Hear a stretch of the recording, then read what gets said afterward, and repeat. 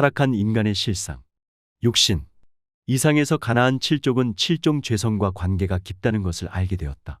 이제부터 가나안 7족이 섬기던 우상의 제단에 대하여 알아보고자 한다. 골로새서 3장 5절을 보면 그러므로 땅에 있는 지체를 죽이라. 곧 음란과 부정과 사욕과 악한 정욕과 탐심이니 탐심은 우상숭배니라고 하였는데 이 말씀에서 탐심은 정욕을 가리켜 말하고 정욕은 곧 우상이라는 뜻이다. 로마서 13장 14절을 보면 오직 주 예수 그리스도로 옷 입고 정욕을 위하여 육신의 일을 도모하지 말라고 하였고 갈라디아서 5장 24절을 보면 그리스도 예수의 사람들은 육체와 함께 그 정과 욕심을 십자가에 못 박았느니라고 하였다. 그리고 갈라디아서 5장 17절을 보면 육체의 소욕은 성령을 거스리고 성령의 소욕은 육체를 거스리나니 이 둘이 서로 대적함으로 너희의 원하는 것을 하지 못하게 하려 함이니라고 하였다. 이처럼 정욕적인 생활은 성령의 뜻을 거스린다고 하였으므로 하나님께서 미워하시는 생활이며 우상을 숭배하는 생활인 것이다.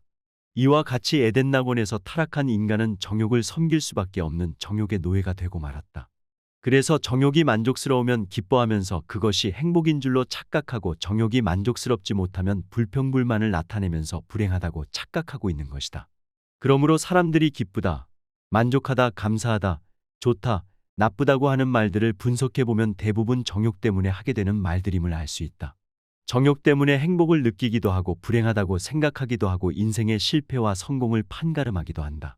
정욕적인 생활 모습에 대한 신뢰를 들면 부부간의 싸움을 할 때 차라리 이혼을 하자, 답답해 죽겠다, 억울하다, 나는 불행하다 등의 탄식과 불평을 많이 털어놓는데 이러한 말들을 분석해보면 모두 부부간에 느끼는 애정과 욕망이 만족스럽지 않기 때문에 하는 말이라는 것을 알 수 있다.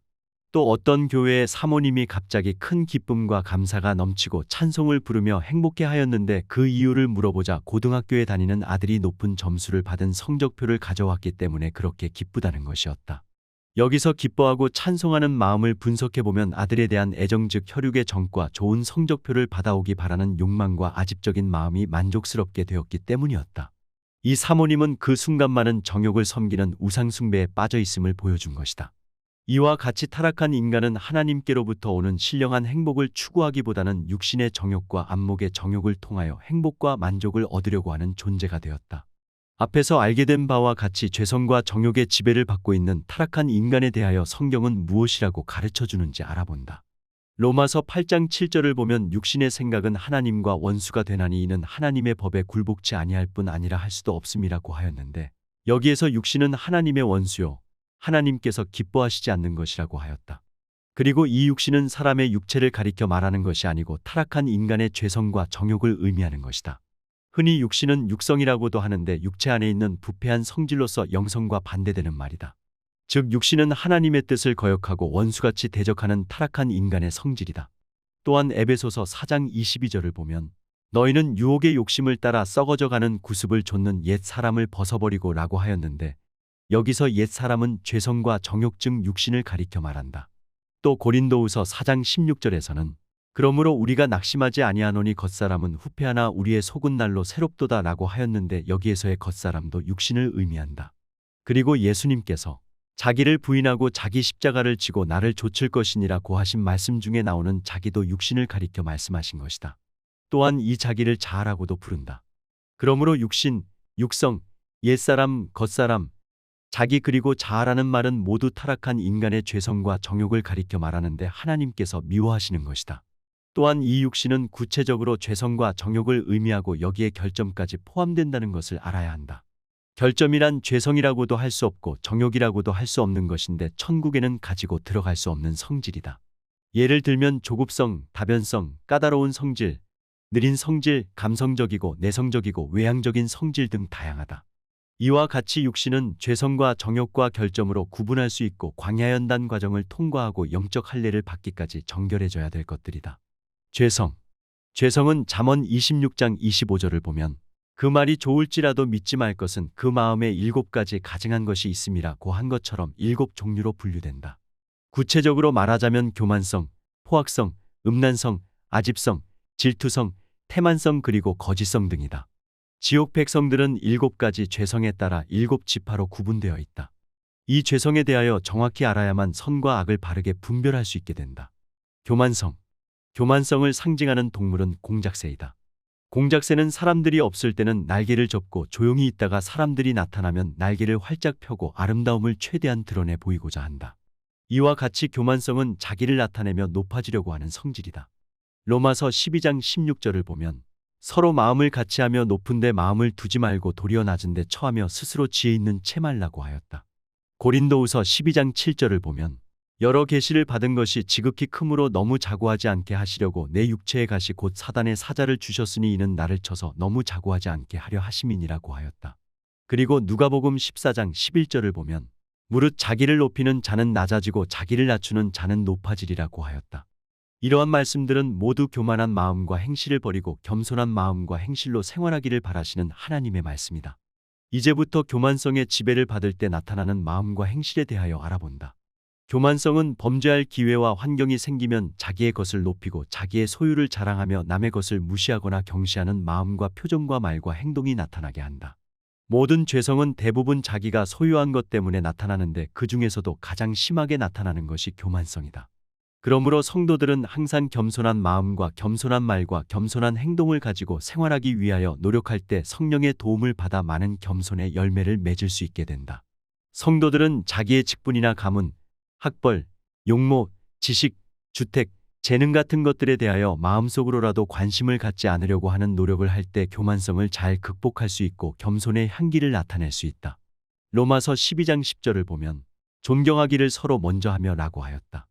이처럼 성도들은 모든 사람을 향하여 먼저 존대하는 마음과 말과 행동으로 대하고자 철저하게 노력한다면 겸손의 열매를 풍성하게 맺을 수 있을 것이다. 어거스틴 성자는 기독교인이 가져야 할 중요한 덕을 첫째도 겸손, 둘째도 겸손, 셋째도 겸손이라고 하면서 겸손이 얼마나 중요한가를 강조하고 있다. 특히 다른 사람들의 인격이나 가문, 학벌, 지식, 용모, 재능, 나이 등을 자기의 것들과 비교하면서 자기의 것들보다 부족한 사람들을 향하여 존댓말을 하고자 할 때 마음속에 나타나는 저항세력, 즉 교만성의 지배력을 철저하게 떨쳐버리면 겸손의 열매를 많이 맺게 될 것이며 영적으로 빠르게 성장할 수 있다.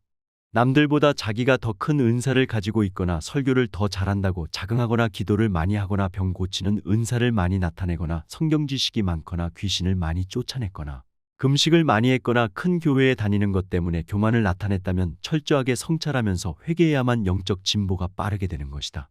그리고 다른 사람들이 자기를 알아주고 높여주기를 바라는 마음이나 마음속으로라도 자기를 드러내고 싶어하거나 자기가 가진 것들을 자랑하는 것도 교만성의 지배를 받은 마음과 행실임을 깨닫고 철저한 회개 생활을 해야 한다.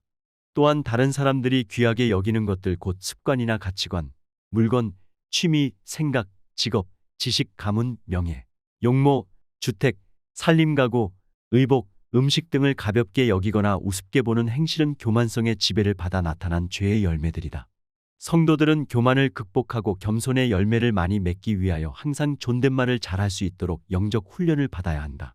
왜냐하면 사람들은 쉴 사이 없이 말을 하면서 살아야 하므로 항상 깨어서 조심하지 않으면 교만성의 지배를 받아 반말이나 세속적인 말들과 저속한 말들이 쉽게 흘러나오기 때문이다.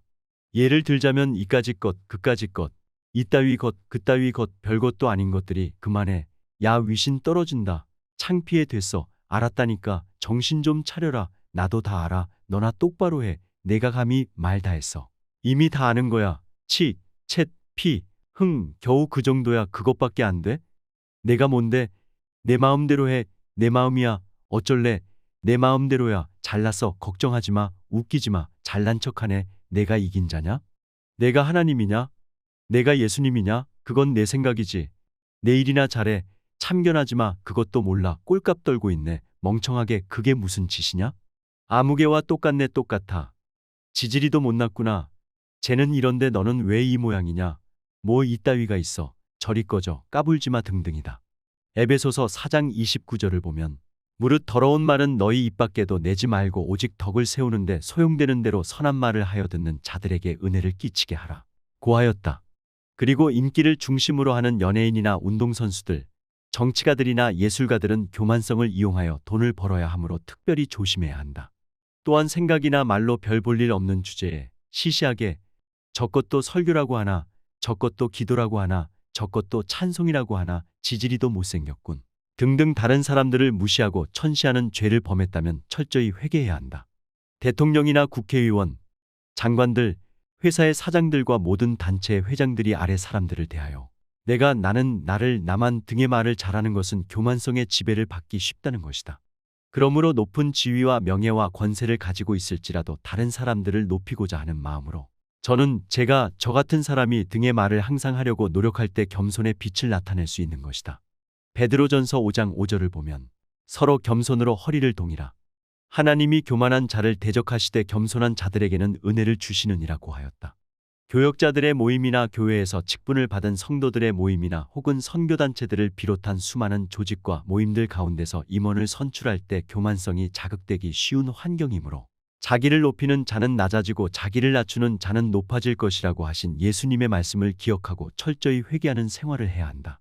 누가복음 10장 17절로 20절을 보면 예수님께서 70인의 제자들을 뽑아 병을 고치며 귀신을 쫓아내고 천국 복음을 전하라고 전도여행을 보내신 일이 있다.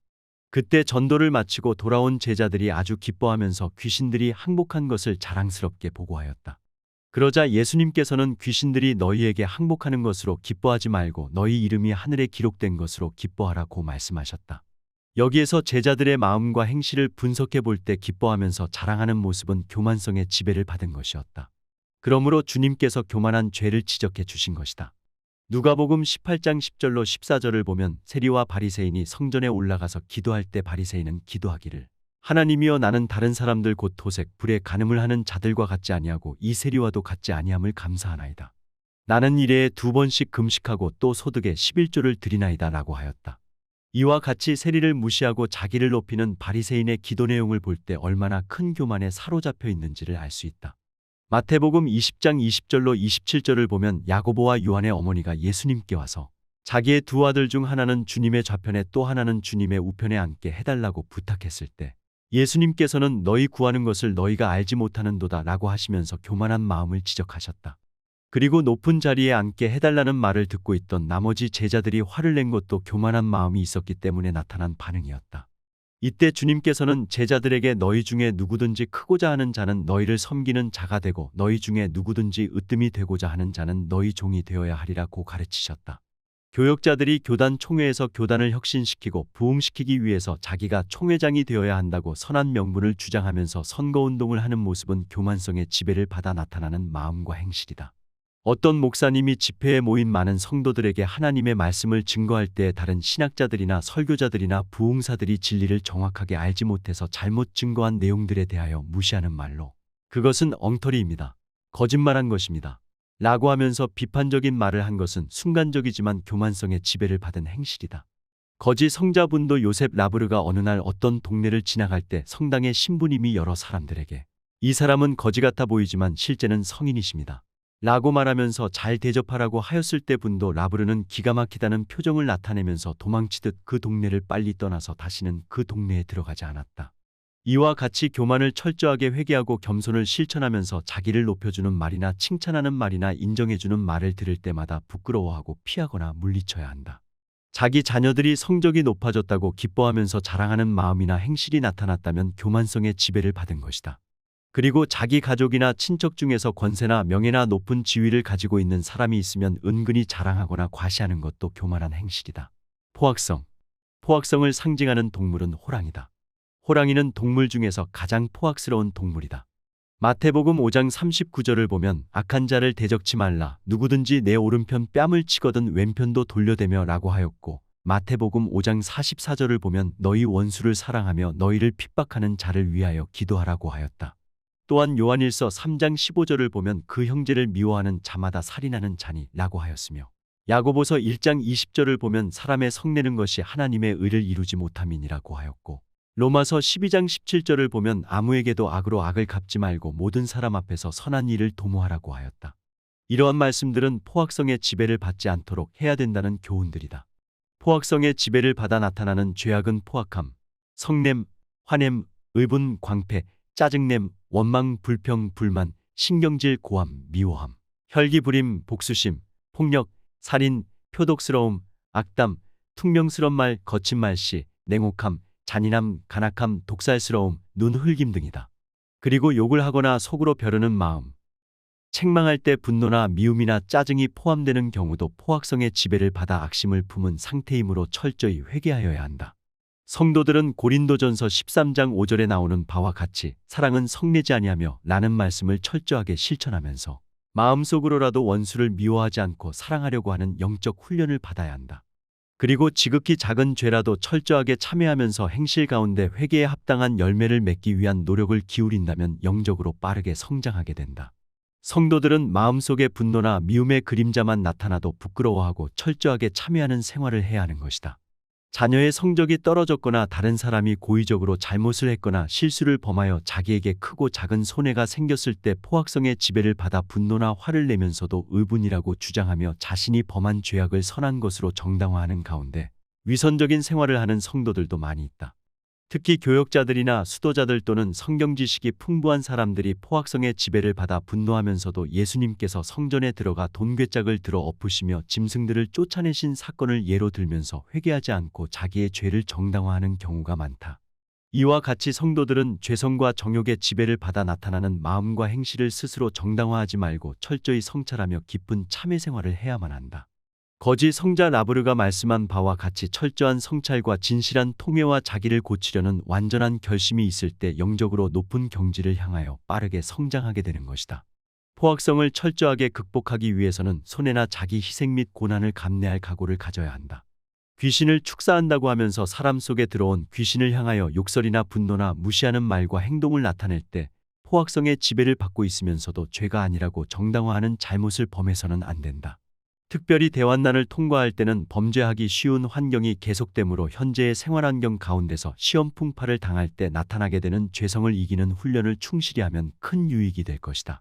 창세기 4장 3절로 8절을 보면 인류 역사상 최초의 살인사건에 대하여 기록되어 있다. 가인은 땅의 소산물 즉 곡식을 제물로 삼아 제사를 드렸고 아벨은 짐승을 잡아서 하나님께 제사를 드렸는데 하나님께서는 아벨의 제사만 연락하시고 가인의 제사는 받지 않으셨다. 그러자 가인은 질투심이 불타고 포악성이 자극되어 안색이 변할 정도로 분노하면서 동생 아벨을 쳐서 죽였다. 이와 같이 자기의 욕구대로 만족스럽게 이루어지지 않는 환경이 생겼을 때 포악성의 지배를 받기 쉬우므로 철저하게 조심하면서 예수님의 빛을 따라 참회하며 정진해야 한다. 사무엘상 25장을 보면 다윗이 살인죄를 범할 뻔했던 사건이 기록되어 있다. 마온 땅에 나발이라고 하는 한 부자가 살고 있었는데 다윗과 그의 부하 600명의 용사들이 그 지역을 보호해 주었으므로 나발은 육축이 풍성하고 편안한 생활을 하게 되었다. 하루는 다윗이 나발에게 부하들을 보내어 먹을 양식을 얻고자 하였으나 나발은 다윗의 도움을 많이 받고 있으면서도 냉정하게 거절해버렸다. 그러자 분노한 다윗은 부하들에게 칼을 차게 하고 배은망덕한 나발을 전멸시켜 버리려고 쳐들어갔다. 그때 지혜로운 나발의 아내 아비가일이 양식을 가지고 다윗을 찾아와서 용서를 빌었기 때문에 다윗은 분노가 사라지고 살인죄를 범하지 않게 되었다. 이와 같이 사랑과 은덕을 많이 베풀어 주어 은혜를 받은 사람이 배은망덕하거나 배반하여 중상모함을 하게 될 때 포악성의 지배를 받아 분노나 미움이나 악에 사로잡히기 쉬움으로 늘 깨어서 예수님의 겸손과 온유를 본받아야 한다. 누가복음 9장 51절로 56절을 보면 예루살렘을 향하여 올라가시던 예수님께서 사마리아인의 한 촌에 들어가셨는데 사마리아인들이 통과하지 못하게 하면서 극심하게 회방하였다. 그러자 참다 못한 야고보와 요한이 화가 나서 주님께 말씀드리기를 하늘로부터 불을 내려달라고 기도해서 사마리아인들을 멸망시켜 버리자고 하였다. 그때 주님께서는 제자들이 포악성의 지배를 받고 있는 마음 상태를 아시고 꾸짖으시면서 다른 촌으로 돌아가시게 되었다. 여기서 제자들은 마음속에 나타난 분노나 미움에 사로잡혀 기도하는 특권을 함부로 사용하려고 했던 부끄러운 행실을 회개해야 된다는 것을 배우게 되었다. 오늘날에도 많은 교역자들과 기도를 많이 하는 성도들이 자기를 거역하고 회방하거나 중상모함하는 사람이 생겼을 때 저주나 악담을 하면서 사람들을 두렵게 하는 경우가 많은데 이러한 마음과 행실들은 포악성의 지배를 받는 죄악이다. 성도들은 이러한 경우에 예수님을 본받아 항상 온유와 겸손과 자비와 사랑으로 승리하기 위해서 최선을 다해야 한다. 감리교단을 창설한 요한 웨슬리는 처음 봉급을 받았을 때 28파운드였다.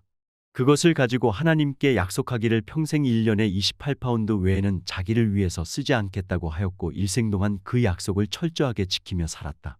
요한 웨슬리는 전도 사업이나 구제 사업 또는 교단 창설 등을 위해서는 많은 돈을 사용하였지만 자신의 사생활을 위해서는 28파운드 외에는 사용하지 않았기 때문에 늘 검소하고 가난한 생활을 하였다.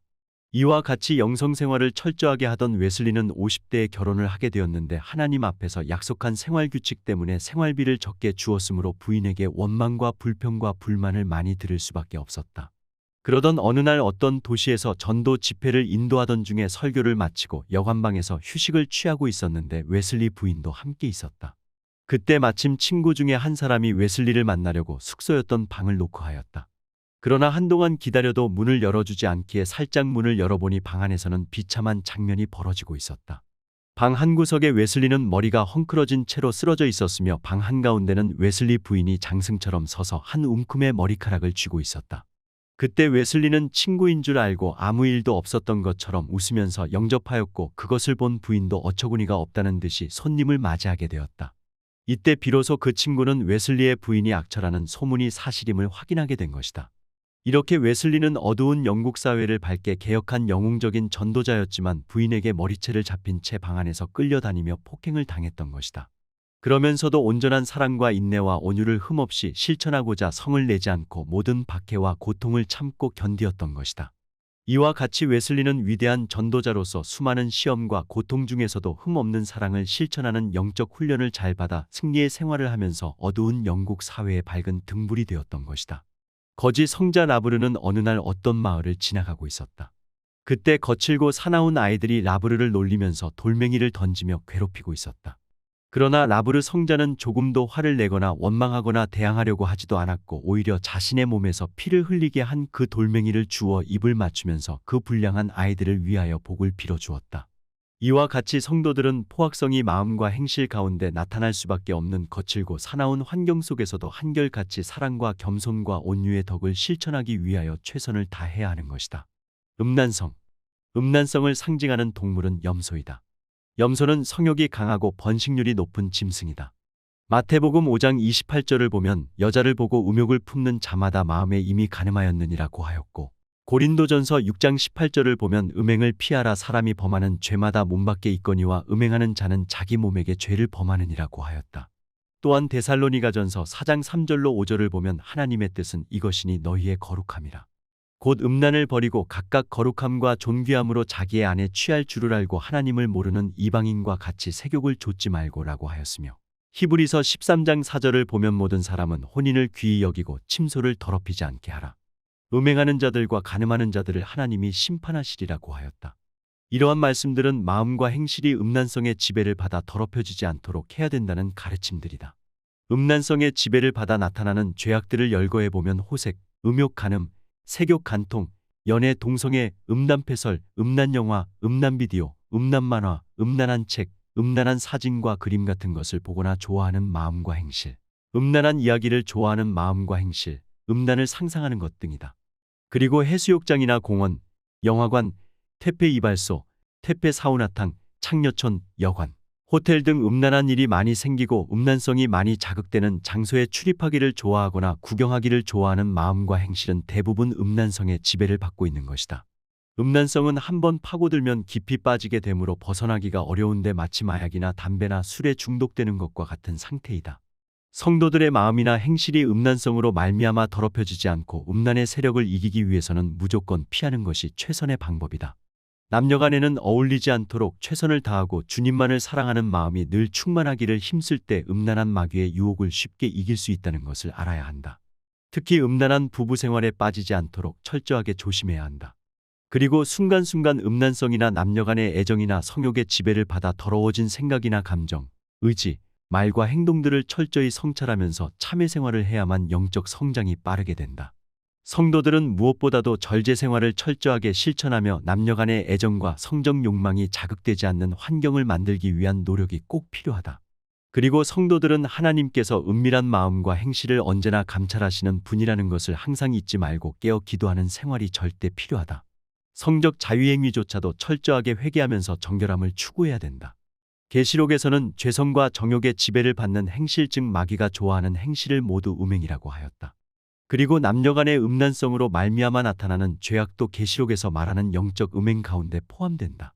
창세기 39장 1절로 18절을 보면 요셉이 애굽의 시위대장 보디발의 가정에서 청지기로서 생활할 때 있었던 일이 기록되어 있다.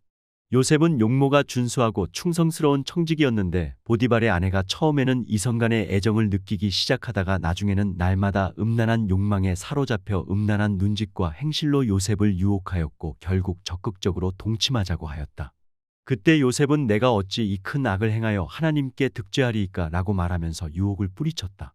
그럼에도 불구하고 보디발의 아내는 날마다 끈질기게 동침하자고 요셉을 유혹했는데 그는 듣지도 않고 함께 있지 않으려고 피해 있었다.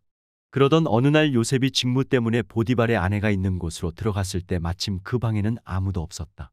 그러자 그 여인은 요셉의 옷을 붙잡고 애원하면서 나와 동참하자 고 졸라대었으나 요셉은 용감하게 뿌리치고 도망쳐 나오게 되었다. 그 후에 요셉은 보디발의 아내에게 붙잡혔을 때 빼앗긴 겉옷 때문에 애매하게 누명을 쓰고 2년 동안이나 감옥 생활을 하게 되었다. 그러나 죄를 범하지 않고 하나님의 뜻대로만 살기 원하는 요셉은 억울하게 감옥 생활을 하면서도 원망이나 불평을 하지 않고 덕의 향기를 나타내면서 영적으로 승리의 생활을 하였다. 이와 같이 성도들은 유혹을 받으며 범죄하기 쉬운 환경이 생길지라도 요셉과 같이 깨끗한 승리의 생활을 해야만 한다. 그러기 위해서는 철저한 절제 생활로 무장해야 한다.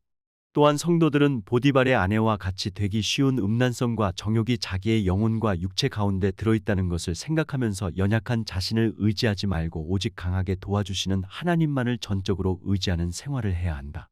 오늘날 기도원이나 교회나 수도원 같은 장소에서 음란의 유혹을 받기 쉬운 기회와 환경들이 대단히 많으므로 성도들은 항상 조심해야 한다.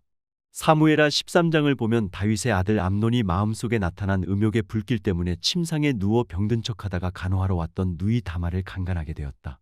이 사건으로 말미암아 다윗의 집안은 압살롬이 암논을 죽이는 살인사건이 일어났고 나중에는 압살롬이 다윗을 반역하였다가 결국 죽게 되는 사태가 벌어졌다.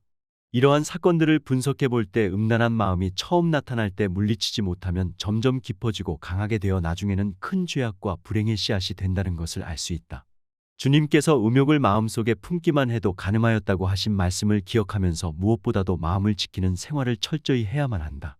어떤 전도사님이 월세방을 얻어서 이사를 했는데 화장실에 갈 때마다 그 안에 놓여있던 주간지를 대하게 되었다. 그 주간지에는 벌거벗은 여자들의 사진이나 성범죄나 성생활에 대한 이야기 등 음란한 내용들이 가득 차 있었다. 그 전도사님은 용변을 보는 동안 그 잡지를 보면서 습관적으로 음란한 쾌락을 즐기게 되었다. 그러다가 밝은 빛에 대한 말씀을 듣고는 그것이 음란에 빠진 죄라는 것을 깨닫게 되었다. 그 전도사님은 그 후에도 화장실에 갈 때마다 주간지 때문에 유혹을 받으면서 번민하게 되었다. 그런데 그 주간지는 주인 댁에서 화장지로 사용하려고 갖다 놓은 것이기 때문에 전도사님이 마음대로 없애버릴 수도 없었다. 그 문제 때문에 고민하다가 그 전도사님은 아예 다른 집으로 이사함으로써 음란한 잡지로 인한 고민에서 벗어나게 되었다. 이와 같이 음란성이 자극되기 쉬운 환경이 생겼을 때 처음에 재빨리 떨쳐버리지 않는다면 마약에 중독되는 것처럼 깊이 빠져 음란의 수렁에서 벗어나기 힘들다는 것을 알아야 한다. 어떤 수도자가 에스기도원에서 오랜 세월 동안 수도하며 말씀을 증거하는 생활을 하고 있었다. 어느 날 기도원으로 학식이 많고 아리따운 젊은 처녀가 들어왔다가 그 수도자의 말씀 증거를 듣고 큰 은혜를 체험하게 되었다. 그러자 그 처녀는 그 수도자에게 개인적으로 말씀 공부를 가르쳐 달라고 간청을 하고 그 수도자의 방에서 열심히 성경 공부를 하게 되었다. 처녀는 날마다 공부를 하였는데 시간이 점점 흘러갈수록 정이 들고 가까워지게 되었다. 나중에는 서로가 좋아하게 되고 음욕이 자극되어 결국 간음을 하게 되었다. 그 일 때문에 수도자와 처녀는 나쁜 소문이 퍼져서 큰 시험과 고통을 받게 되었다. 이와 같이 높은 경지의 신앙을 사모하면서 진리를 탐구하고 수도 생활을 하는 분이라도 철저하게 조심하지 않는다면 실패의 쓴 잔을 마시기 쉽다. 그러므로 은밀한 장소에서 남녀가 단둘이서만 말씀을 가르치고 배운다거나 기도를 한다거나 상담을 하는 일 등은 가급적 피해야 한다. 밝은 빛에 대한 하나님의 진리를 잘 알고 있던 어떤 교역자 한 분이 S교단의 교역자들 모임에 참석하게 되었는데 그날의 모든 행사를 끝내고 여관에 투숙하게 되었다. 그 여관은 비디오 상영시설을 갖추고 있어서 밤마다 비디오를 보여주는 곳이었다. 밤이 되자 여러 교역자들이 각각 방을 배정받고 잠을 자게 되었는데 밤 10시가 넘어서부터 비디오가 상영되는 것이었다. 그 비디오의 제목이 성교육이라고 해서 그분은 학생들을 가르치는 것과 같은 건전한 내용인 줄로 생각했는데 실제로는 성적 쾌락을 즐기는 다양한 방법을 보여주는 아주 음란한 내용이었다. 그래서 그분은 양심의 가책을 받고 고민하면서 밖으로 나갈까 말까 갈등을 하다가 결국 끝까지 보게 되었다. 그런데 그 모임이 끝나고 집에 돌아간 후에도 그분은 그 음란한 장면들이 계속 머릿속에 떠오르기 때문에 여러 날 동안 극심하게 고민하면서 경건 생활에 큰 방해를 받게 되었다고 한다. 오늘날 음란한 내용의 비디오나 텔레비전, 영화 같은 것들이 음란성을 자극하여 대단히 많은 음란한 범죄에 빠지게 한다. 특히 인터넷을 통하여 쉽게 음란물을 접하는 경우가 많이 있는데 이것도 철저하게 끊어버리지 않으면 영성생활에 매우 큰 손해를 보게 된다. 그러므로 성도들은 프랜시스 성인이나 거지 성자 라브르가 여자들을 똑바로 쳐다보지도 아니하고 여자들이 자기 몸에 손을 대기만 하여도 칼로 도려내겠다는 결심을 하고 살았던 빗된 행실들을 본받아야 한다.